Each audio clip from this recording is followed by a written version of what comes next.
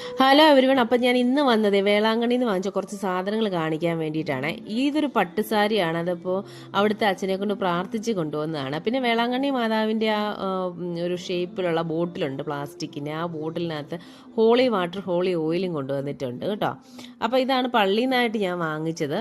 അപ്പോൾ രാവിലെ തന്നെ ഷോപ്പിങ്ങിന് ഇറങ്ങാൻ വേണ്ടിയിട്ട് ഞങ്ങൾ അവിടെ അടുത്തുള്ള ക്യാൻറ്റീനിൽ നിന്നാണ് ബ്രേക്ക്ഫാസ്റ്റ് കഴിച്ചത്.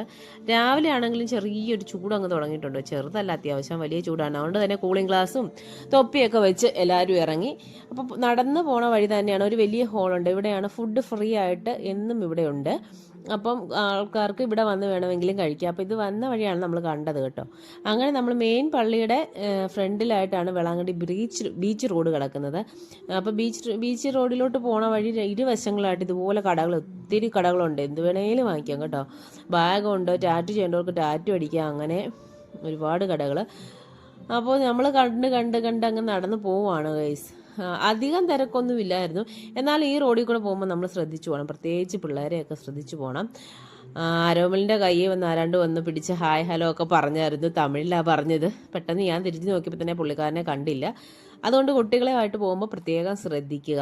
ഒരു തിരക്കില്ലാഞ്ഞിട്ട് പോലും ഇത് സംഭവിച്ചു. അപ്പം ഞങ്ങളുടെ കൂടെ തന്നെ നിൽക്കുമ്പോഴാണ്, അതുകൊണ്ട് തന്നെ വലിയ പ്രശ്നങ്ങളൊന്നും ഇല്ലാണ്ട് അങ്ങ് പോയി.